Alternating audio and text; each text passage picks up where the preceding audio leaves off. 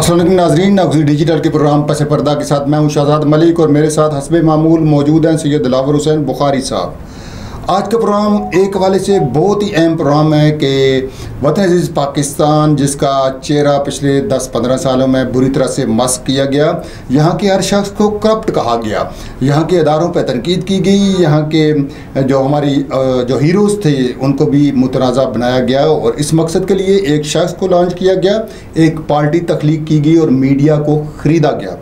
उस वतन अज़ीज़ की आर्मी ने चंद दिनों की जंग में, 2-3 दिनों की जंग में, बल्कि एक ही रात में पूरी दुनिया को हैरान कर दिया और दुनिया की सारी टेक्नोलॉजी फेल होगी। भारत जैसी जो सुपर नाम नहाद सुपर ताकत थी घुटने टेकने पे मजबूर हुई और उस वतन के आर्मी चीफ को आज फील्ड मार्शल पर तरक्याब किया गया है। ये तमीद थोड़ी लंबी इसलिए हुई कि पस मंज़र बयान करना बहुत ज़रूरी था। सैयद दिलावर हुसैन बुखारी साहब, आज के दिन के हवाले से ये जो डेवलपमेंट हुई हैं, आर्मी चीफ को जो फील्ड मार्शल बनाया गया, आप क्या कहेंगे? बहुत शुक्रिया शहजाद साहब। मैं ये समझता हूँ कि ये हमारी वफाकी काबीना का और हमारे सदर का और वज़ीर-ए-आज़म का और तमाम ज़िम्मेदारान जो इस सिस्टम के अंदर मौजूद थे, सब का एक बहुत बड़ा फ़ैसला है और मैं ये समझता हूँ कि ये हमारी हुकूमत का ही नहीं, पूरे पाकिस्तान की आवाम का जज्बा था और पूरे पाकिस्तानी आवाम ये चाहते थे कि सैयद आसिफ मुनीर को जो है ना एयर मार्शल लगाया जाए, फील्ड मार्शल लगाया जाए, इसलिए कि वो डिज़र्व करते थे। उसने नाम नाज सुपर पावर को नाखून जाने चुभाए और पूरी दुनिया के अंदर चंद ही लम्हों में बड़े मुल्क और बड़े दावेदार को ढेर करके रख दिया। ऐसे ज़िम्मेदार अफसर की, ऐसे ज़िम्मेदार जर्नल की, पाकिस्तान की आर्मी को, पाकिस्तान के मुल्क को और पाकिस्तान के हर जो महकमा है उसको इसकी अशद ज़रूरत थी, जो कि पिछले अरसे से नहीं पाई जा रही थी। ये हमारे लिए बड़ा एज़ाज़ की बात है और पाकिस्तान की आवाम के लिए एज़ाज़ की बात है। मैं अपनी तरफ से और अपने नागज़ी डिजिटल टीवी की तरफ से उनको मुबारकबाद भी पेश करता हूँ। दिलावर बुखारी साहब वो वतन अज़ीज़ जो JF थंडर जैसे जहाज़ बनाता है, जिसके पास अपना एरोनॉटिकल कम्प्लेक्स है, जिसके पास हैवी मैकेनिकल कम्प्लेक्स है, जिसके पास मिसाइल ऐसे हैं कि हज़ारों किलोमीटर दूर भी वो निशाना बना सकते हैं, जो मुल्क एटमी धमाके कर चुका है, जिस मुल्क में बड़ी नामवर यूनिवर्सिटीज़ हैं, जहाँ बड़े काबिल लोग हैं, जहाँ बड़ी आला किस्म की लीडरशिप है, उस मुल्क को मायूसियों के अंधेरे में धकेलने वाले लोग और मीडिया, जिसने इस मुल्क के हर बच्चे के जहन में ये डाला कि आप तो अपाज हो, मफलूज हो, नालायक हो और मायूस हो। आप क्या समझते हैं, ये वतन के ख़िलाफ़ एक साजिश थी?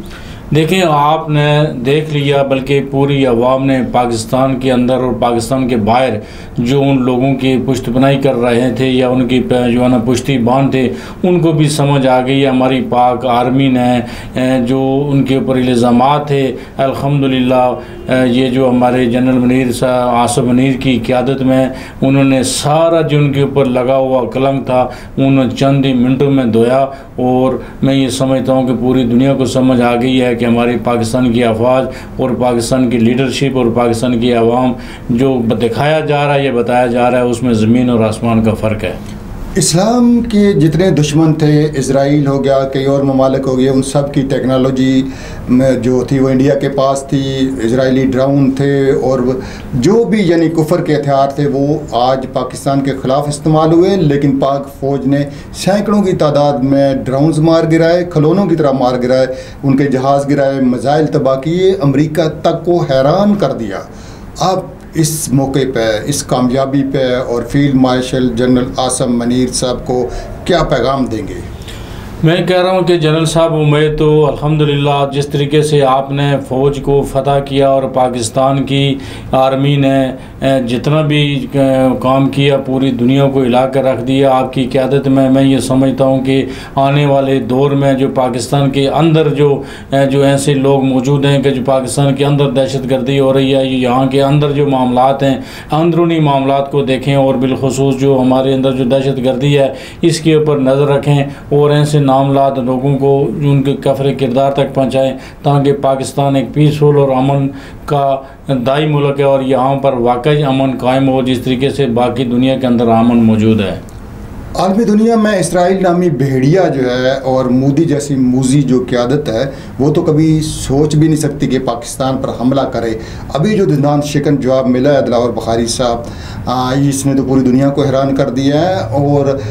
लेकिन पाकिस्तान के अंदर से हमले होते हैं, दहशतगर्दी होती है, यहाँ माफियाज़ हैं, यहाँ कब्ज़ा ग्रुप हैं, यहाँ ब्यूरोक्रेसी में और इवन मीडिया के अंदर भी काली बेड़े मौजूद हैं और यहाँ सियासतदानों में भी बहुत सारे करप्ट लोग हैं। आप क्या पाकिस्तान की आर्मी और हमारी एजेंसी से ये तवक्को रखते हैं कि यहाँ भी अंदर भी एक ऑपरेशन क्लीन अप होगा? जी बिल्कुल, आप देखेंगे कि कुछ दिनों के बाद आपको वाज़ा फ़र्क नज़र आएगा कि अल्हम्दुलिल्लाह ये जो चीज़ें आपने देखी हैं इंशाल्लाह मज़ीद और बेहतर होंगी। और जो हमारी ख़ास करके जो दौरान जंग में आपने देखा कि सोशल मीडिया पर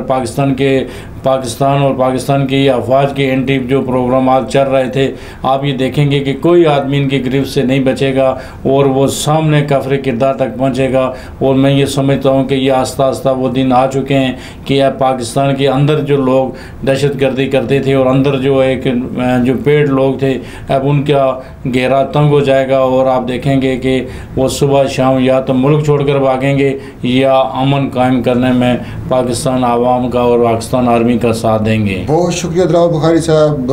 अल्लाह आपकी ज़बान मुबारक करे। हम दुआ गो हैं कि जैसे हमारे बॉर्डर से मोदी की अफवाज भागी हैं वैसे वतन अजीज़ के अंदर से मूजी माफिया भी भागेगा और ये मुल्क अमन का गहवारा होगा। हम तरक्की की शाहराहों पर चल रहे हैं, हमने दुनिया को हैरान किया है और हम इंशाल्लाह दुनिया की क़यादत भी करेंगे। प्रोग्राम पर पर्दा से शाहजाद मलिक को दीजिए इजाज़त। अल्लाह ने